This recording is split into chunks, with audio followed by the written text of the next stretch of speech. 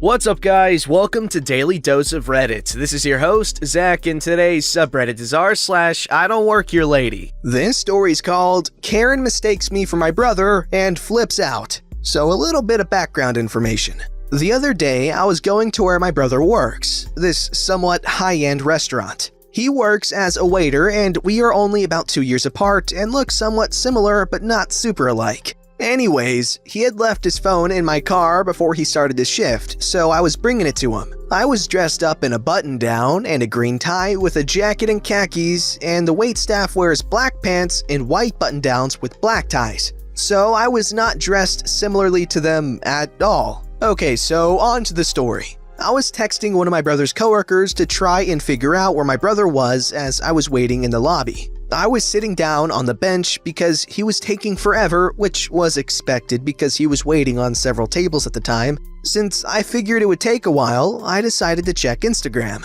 Then, after about 5 minutes, this woman walks up to me, and I kid you not, she is the definition of a Karen just based on her looks. I mean, she was the whole package. Short, spiky hair, the Goyard purse, the Michael Kors watch, the snakeskin shoes, and even the innocent kid and husband by her side. Anyways, this lady stands right above me, like 4 inches away from me, so I'm already uncomfortable. She's just standing there staring at my phone as I scroll through my Instagram feed. I moved down the bench a little bit because I thought maybe I took her seat or something, I don't know. I'm not the most confrontational person in the world, so I didn't say anything right away. After I move over, she also moves over and continues to stare at my Instagram feed. At this point, I can't stand the awkwardness, so I put my phone down and look up at her and kindly ask her, "Can I help you with anything?" She looks absolutely furious after I say this. She then proceeds to tell me in the most sarcastic and aggressive tone,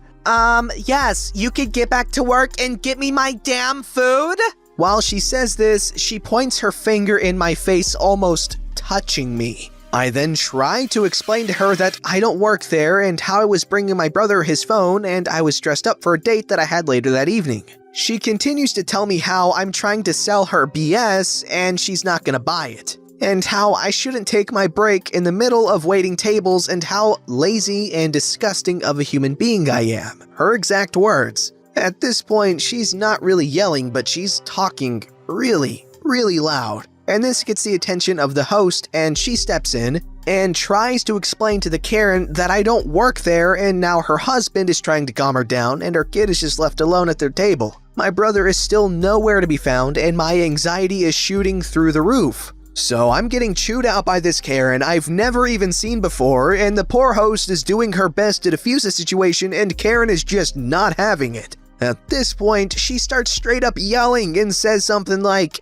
"You shouldn't be defending this lazy bum just because he's your boy toy," to the host, and believe it or not, she says those 5 famous words, "I need a manager now!" So the host calls the manager over, but he was already on his way after hearing the yelling, and at this point, everyone is looking at us, and my brother has finally found his way over to me. The manager shows her my brother and reassures her that I don't work there and tells her that she needs to either calm down immediately and go back to her table or leave the restaurant. She then says this is a waste of her time and that we were trying to trick her into thinking that I was her waiter and trying to make her mad. She then throws $30 in my face for the food they ordered and stormed out with her husband and kid following frantically behind her. Her husband stays back for a second and says he's so sorry about her behavior and explains that she didn't take her medicine the past 3 days and then gave my brother an extra $15 as a tip. I explained to my brother and his manager exactly what happened and why the Karen was flipping out, and I finally gave my brother his phone.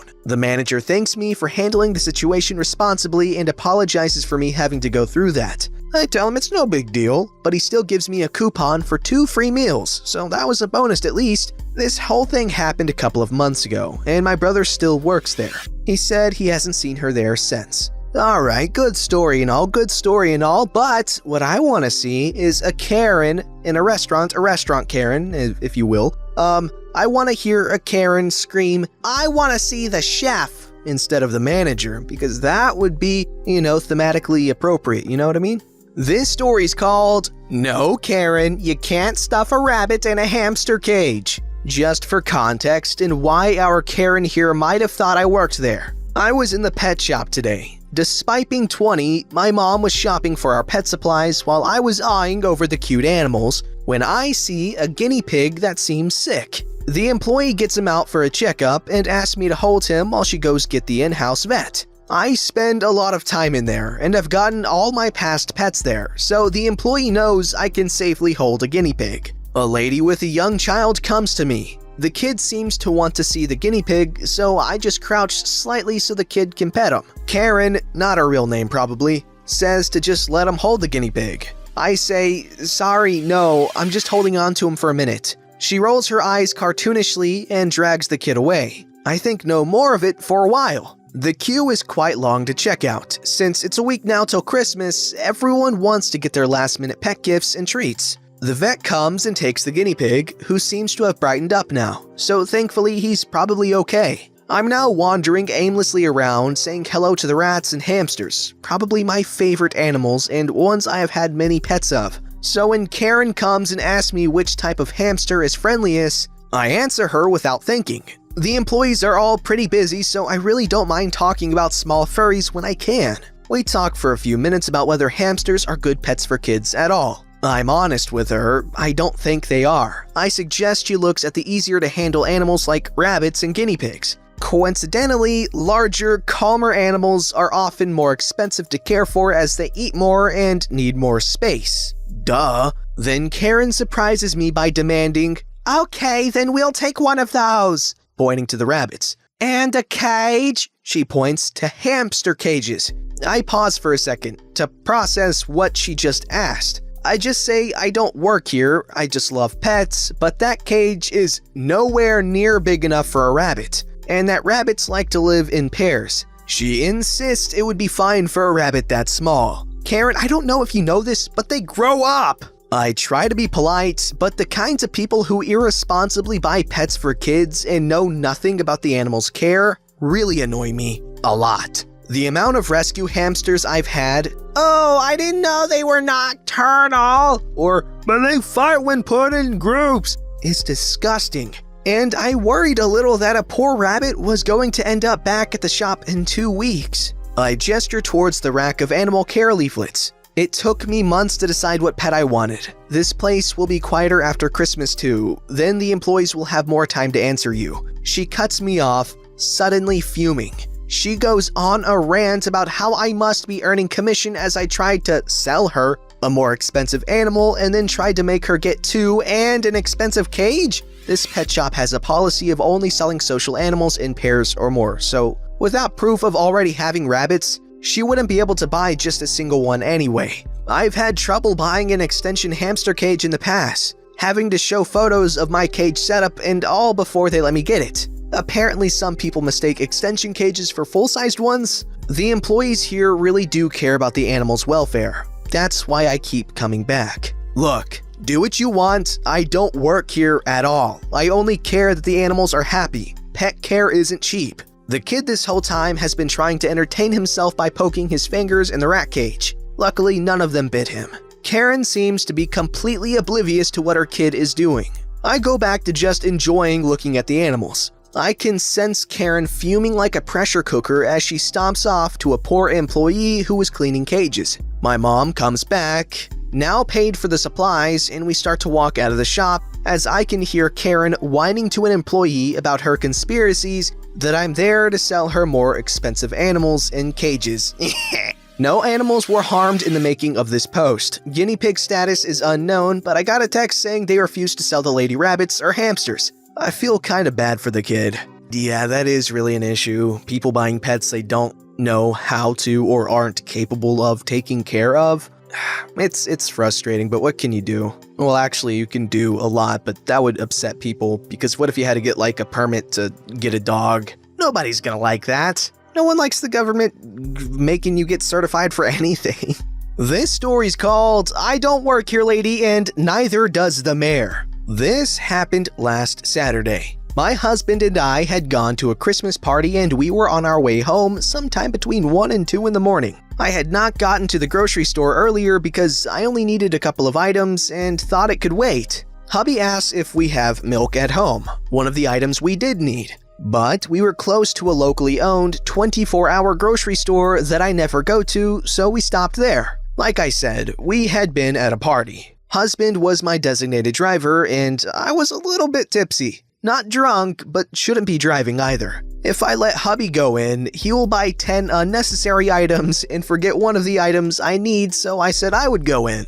As I was getting out, hubby asked me to get him some pastries from the bakery area. I roll my eyes, but agree. I go in the unfamiliar store and try to get my bearings. Basic grocery store layout. Milk at the back of the store, the bakery area is to the immediate left. I see an employee who is stocking and/or cleaning around the register area. We nod to each other as I decide I don't need a cart or basket for my 3 items. I head to the back of the store thinking I'll grab the milk first and then my other item and swing by the bakery area last as it was close to the front. Every aisle has boxes stacked around it as they restock everything late at night when they have few customers. It is a bit of a maze, but you can get a cart down every aisle. I get to the dairy section and I am looking for the milk I want because everything is arranged slightly different than at my regular store. That is when I hear someone who is halfway yelling from a good distance away from me. I didn't know this woman and I couldn't understand what she was yelling about, so I pay no attention as I am a little tipsy and getting tired. Now, I have been to a party. I'm wearing a dark green velvet dress covered with gold sparkly flecks, over-the-knee black boots with a small gold crossbody purse and wearing a Santa hat. I do not look like I am an employee currently working at the store. This woman comes up to me pushing a cart that appears to have enough food and sundries to survive the apocalypse. She is at least as old as my mother and clearly able-bodied, but probably not completely right in the head, or maybe she herself had been drinking. I don't know. Strange lady says, "Finally, I was starting to think I was alone in this store." I realized I had not seen an employee since the one I encountered upon entering. So I replied, "The employees may be in the back getting items to restock or possibly taking a break. I don't know." "Well, you can help me now. I need some sort of sugar substitute. Help me find it," the strange woman demands. I am still not realizing that she thinks I'm an employee here. So I simply say, "It's probably on the same aisle as the baking supplies near the regular sugar." I reach for the cooler door to retrieve my milk choice. As I'm opening the door, she puts her hand on the glass door and holds it shut. At this point, I am tired, tipsy, and triggered for the sake of alliteration, and I raised my voice and used language I normally don't use. "What the hell is your problem?" This prompted the strange woman to start yelling. "You can't speak to me that way. Do you know who I am? I know the mayor." I yelled back at her, "Well, I know the mayor too, and the governor, and I went to school with the attorney general. What the hell does that have to do with anything?" Tipsy me tends to ramble sometimes. At this point, the manager on duty appeared out of a door by the dairy section with a scared employee trailing behind him.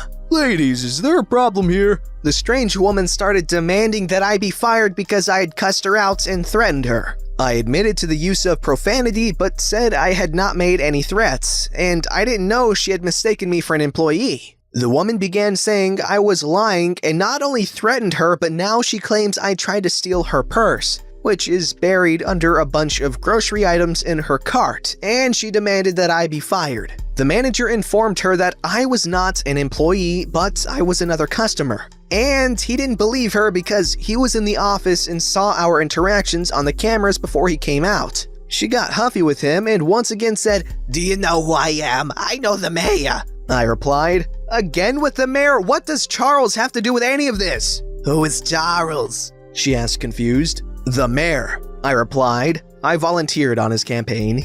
The manager tried to hold back a chuckle. He attempted to calm the situation and asked us both to go on about our shopping. He offered to have the employee help the woman and he would assist me. The woman and employee left in search of her sugar substitute, I suppose, and the manager asked if I needed any assistance. I said no, I just wanted to get my items and leave. He said he would meet me up front and check me out personally. I got my items, including the pastries my husband asked for, and made my way to checkout. The manager gave me a 25% discount on my purchase and a gift card for $25 for future purchases. I told him it wasn't necessary, but he insisted. He also told me that he knew Charles, the mayor, and thought he was a great guy. I smiled and thanked him. On my way out of the store, I passed the register where the woman was now checking out. As I passed by, I said, "I'll tell the mayor you said hello." The woman turned red and looked away. Nothing crazy, but I had quite a story to share with my husband on the way home. Did you tell the mayor too? I'm sorry. It's really funny because the dude said the mayor was a good guy, and she's like, "Thank you." That makes me think of back in the day when I was in high school, okay? And I was known for being my dad's son because my dad made really good pizzas at the only gas station in town, so everyone knew him and liked him and all that stuff, so I was cool by association. Anywho, this guy, well, he wasn't my friend, but he came up to me and he was like, "Dude, your dad makes amazing pizza." And I was like, "Thank you." And then they started laughing at me because they're like, "You're saying thank you as if I complimented you. I was complimenting your dad." But I was like, I don't know what to say to that. But it's just funny because she does. Thank you. Why? Don't forget to like, subscribe, and hit that bell to never miss an episode.